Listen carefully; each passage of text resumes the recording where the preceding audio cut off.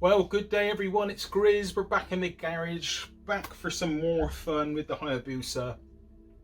There is a lot more work to be done, a lot of cleaning up, a big cleanup process or operation to be done now, but I'm not going to bore you guys with just videos of me cleaning. There's a lot of cleaning to be done. The whole back of the engine needs cleaning out, ready for the new swing arm to go in. All the parts that I'm putting back on the bike I want to thoroughly clean as best as I can, and get it all back together and nice. Talking of nice, I've got a nice new swing arm. We'll have a look at that in a sec. I've got some other new bits and pieces. What I do want to do today is the rear wheel bearings on the rear wheel. This is the rear wheel. Now we'll have a closer look at it in a sec.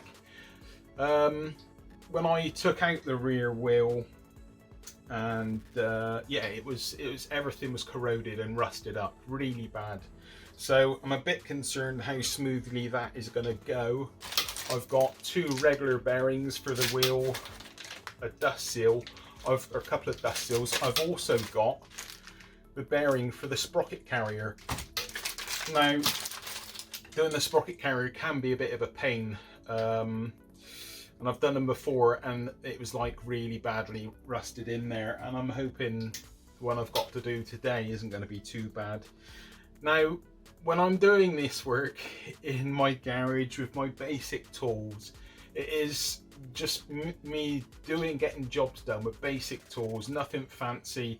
I don't have any fancy bearing pullers or pressers or anything like that, nothing fancy. So it's all just kind of me using real basic tools, stuff that I feel will hopefully help someone else that's in the situation where they don't have all access to all these fancy tools, and you're not like a mechanic. I'm not a mechanic, I'm just a guy that's been working on bikes, built bikes, and kind of done lots with bikes over the years, and just sharing this really, not really as a tutorial and this is how you do it. It's more so of this is how I'm doing it. If you choose to do it that way, great, but you know, some of the techniques I use may not be considered as maybe the safest, but it works, it gets the job done, it's cheap, it's cost effective, and first and foremost, it's safe. I'm all about getting the job done and trying to get it done cheaply, but also safety is always something that sits in the back of my mind and is based around the work that I'm doing. Anyway, Grizz is talking rubbish. Let me show you the other bits and pieces that have arrived. There it is. Here's my collection of new parts. New swing arm. Very happy with it. I've spent the morning kind of cleaning it up and making everything nice. Had the bearings out, greased it up. I'm not going to bore you with it all, guys, but I'm really happy with the condition of it. It is, in comparison to this one, completely spotless. And try not to fall over my chair here. Yeah, it's spotless. The corrosion on this was super heavy, and the bearings, etc., I expect are not A1. This swing arm's not A1, but it's not bad. For 60 quid, I'm really happy with it, actually. It's very good nick. Other things we have got a new front sprocket. Happy with that. I've dropped down one tooth, so this is 17 teeth instead of 18 teeth. So it will give me a little bit more acceleration. I've also got a... too much light, hold on a sec. Yeah, I've also got a lovely Renthal ultralight rear sprocket. That is going to be the absolute dog stanglies. I do love... oh god, what a mess I'm making. I do love the Renthal sprockets, the ultralight ones. Beautiful. I had one on the ZX-10R. I also had one on the S1000RR, and super chuffed to have one on the Hayabusa. Got a new rear brake disc. It's not a factory one or anything like that, but it'll certainly do the job. Just waiting now on the chain and sprockets. So let's get on and get this rear wheel bearing out. Right, I've got the wheel on the floor. We'll have a look at it in a sec. I've had a bit of a clean up and used some penetrating specialist fast release penetrating oil, WD-40. Been using this a lot during the build. It's been great. Let's give it a bit of light as well. Sorry. Oh my god. Turn that down a bit. So yeah, let's have a look. So here is the offending item. Now it doesn't look too bad now I've cleaned them up, but these bearings on the inside here are really very dirty and very rusty. But yeah, I've just sprayed basically some of this penetrating liquid around the bearing and allow that basically to absorb in around the outside of the bearing, and hopefully that will ease the extraction of the bearings. I'm using a couple of pieces of wood here. I mean, you have got the tyre protecting the edge of, hold on, you can't really see, can you? You've got the edge of the tyre protecting the edge of the wheel, but I'm using a couple of chocks of wood just to raise it up a bit more. You can see already some dirt's come out. I'm gonna have to get new carpet at the end of this. But anyway, down you go. On the chocks again, just put a bit of the penetrating fluid around on the edge of the bearing, so hopefully that will help matters. Now what you want to do, let's move these blocks out a bit more. What you want to do now is you've got these two bearings which sit either side in the wheel, and in the middle of that you've got like a long spacer. I'll show you it when we get it out. Now that spacer we need to push to one side so that we can hit the bearing below it. Now I'm using, you need to find something which is long enough to reach down to the lower bearing, yeah? And so I'm just using, I've got a big old Allen key, but you need anything which has basically got something long enough so you can reach down to the new bearing. Now the trick on doing this is to put it, say, about halfway down or 3/4 of the way down through that internal spacer and knock it over, and you'll end up with that spacer, instead of being dead straight, it'll be on a slight angle, so that then you can get your drift and actually get it onto the bearing which you're gonna hit. I'm gonna give that another go because it's not enough yet. This could be a real pain, this one.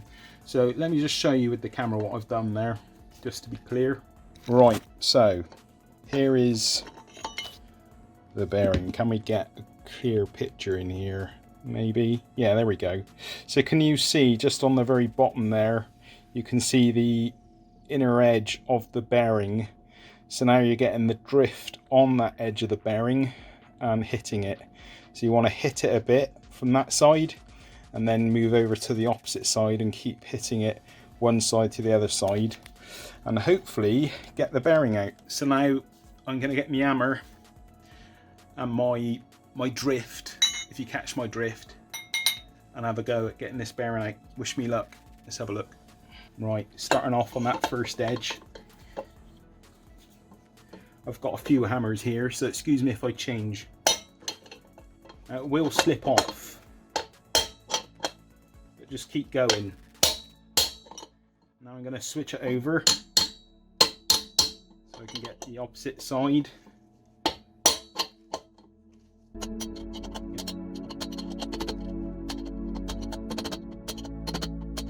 I'm going to protect the wheel a bit.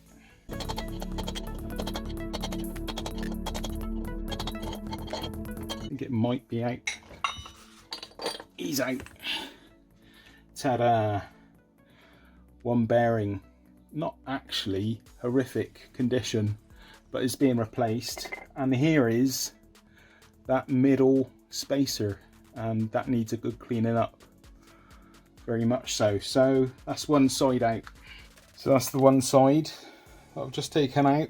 Now we've got to hit out that bottom one. Right, I just appear to have actually not hit the record button, but it is out. Bosh. Another one out. Yeah, and yeah, not a massive amount of damage on that from hammering it, so don't worry too much. You can give it a good old fair whack. But that is 2 bearings. Camera not focusing very well. 2 bearings out. So the next thing I'm going to do is I'm going to take all the bearings and pop them in the freezer. So why am I putting them in the freezer? Well, just because it makes the metal contract, makes them slightly smaller, so they're just slightly easier to fit basically. So I'm going to pop these in, then I'm going to start on the sprocket carrier. Right, so I took out the dust seal. The dust seal I just took out using a screwdriver, jammed it in there and prized it out. Now we need to get out the spacer which sits in the bearing. I'm just using a socket and a hammer, gonna hammer that one out. So that is that spacer out. That one needs a good old clean up before it goes back in.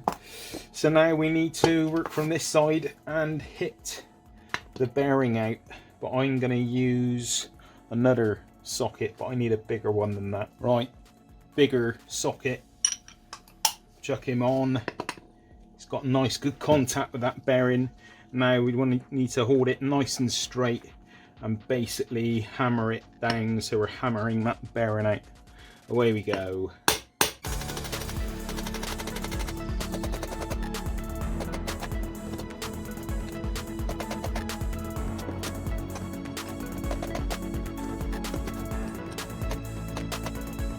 Maybe slight movement. There is easier ways of doing this, but I don't have any thread for pulling it out. You could put a socket through on the opposite side or this side with a thread going through it and tighten it up and pull it out, but I don't have anything like that, so it's the good old hammer time. Let's get it out. Here she blows. She's out. Bosh. Bad boy. Not bad, even though it's had a banging, but we're not going to give it a banging like that again. Just to get it out again, I need to clean up where the bearing's going to go in, wait for those bearings to get nice and cold, and clean this up, and we're going to push them in. Nice. Right, now we've got it all apart, I need to clean everything up. So I need to clean up all inside the wheels where the bearings are going to fit. Clean that up. I want to clean up the sprocket carrier. I want to clean the spacers. Now with the sprocket carrier, I'm going to give that a proper cleaning up and also sand it down and give it a bit of fresh paint. So I've got me paint out, some brake cleaner, screwdriver to work away any stubborn stuff, a couple of old wire brushes which will fit inside the internal spacer nicely to clean up the inside of that, another wire brush, toothbrush. I'm just going to do my teeth with that.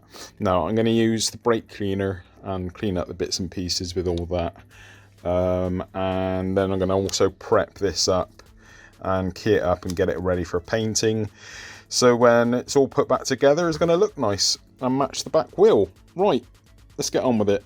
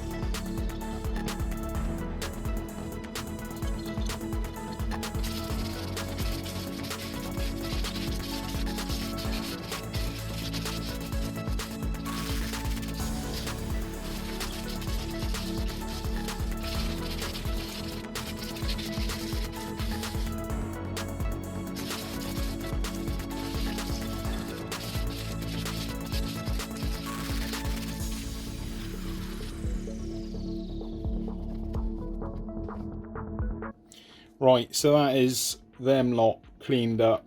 One spacer, much cleaner, much better. The internal spacer, 100% better. No corrosion now. Yay. And the sprocket carrier all ready for painting. But I think I'm gonna put the bearings in first, then put the dust cover in, then I can mask over it all. Because it's just going to turn into a bit of a nightmare trying to mask this. But if I've got the bearing in and the dust cover, then that'll be good. There was a lot of corrosion on the inside here going around. It's developed a bit of a rut there, but it won't hinder fitting, but basically rust is built up and ate into the outer edge there where the bearing was sat in between the oil, the dust seal. But anyway, let's bang the bearing in. Right, so I've got this ready now for putting the bearing in. I've put a little bit of general purpose grease just on the inside where the bearing is going to push into. I've got my largest socket, which is going to be used to guide the bearing in, and I'm going to hit it basically with a hammer to get it in place. I've also got this handy little bearing dust seal pusher, which is quite good. Yeah, handy. So I forgot I had that, so I will use that as well to put the dust seal in. But now I'm gonna get the bearing out of the freezer and put it in. Actually nearly falling in. That is pretty impressive.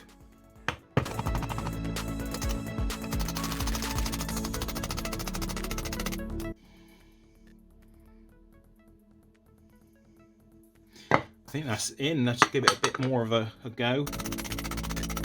Yeah, that looks in. It looks good to me. Bearing in. No gaps around the back there. He's all good. So now I'm going to chuck my dust seal in. Get it a tiny bit more. So there we go. Yeah, I'm happy with that. It's looking good. Bearing in, dust seal in. Now is time to put the bearings in the rear wheel. Important, don't forget to put your spacer in between your bearings. I have fitted bearings before now and forgot to put this spacer in. So make sure you put one bearing in, put your spacer in, and then put the other bearing on the top. So this is sandwiched in between. Very important. It's a pain if you don't do it that way. And again, I got the presser for putting in the dust seal. So, suitable size socket now for the bearings. I'm going to get one bearing out at a time. Literally that first bearing I put in the sprocket carrier just slid in. So, let's see if it slides in again. So, let's go.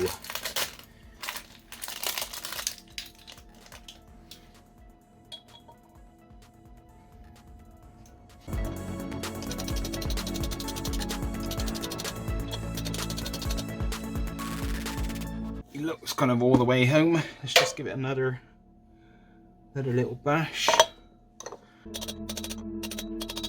think so. So that one's in. Now we do the other side.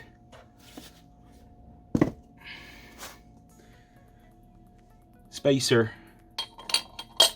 Popping them in. Bosh. He's in.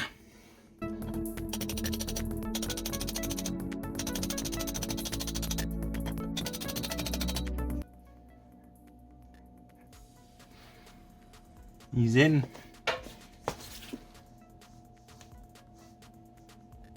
Yeah. All good. Right, that one's in. Now we get the good old dust seal in place.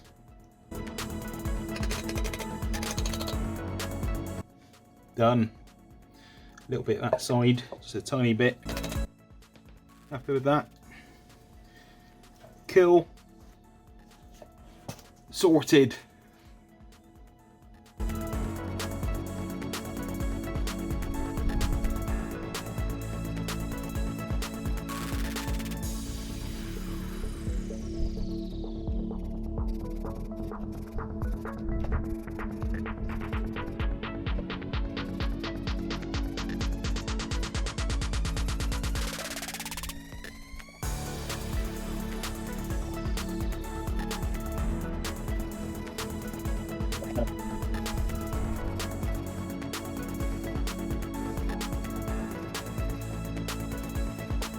Right, that is it, all done, bearings in. I've painted up the sprocket carrier as well, so that I'm going to let that set now, properly harden off, but a lot better than it was previously. There's the old bearings, new bearings, happy with that. New brake disc to go on, new Renthal ultra light, this is so flipping light, it's crazy light. Rear sprocket to go on as well. So that is virtually kind of the back wheel done. Lots more work to do though. Okay, thank you for watching everyone. That is a wrap. That is all done. Really glad those bearings are in. I was getting a bit worried about that. I thought there was going to be loads of corrosion, but it wasn't really actually too bad. So, but definitely a job worth doing. I know now that back end's nice and safe. A lot more other little jobs to be done now. Lots of cleaning up and just getting things ready for fitting and back on the bike. At this rate, we're going to get this bike finished and going to see the end result, and hopefully at some point we'll all be able to go out and have a ride. Right, everyone, take care, look after yourselves, and I'll see you on the next one. Bye.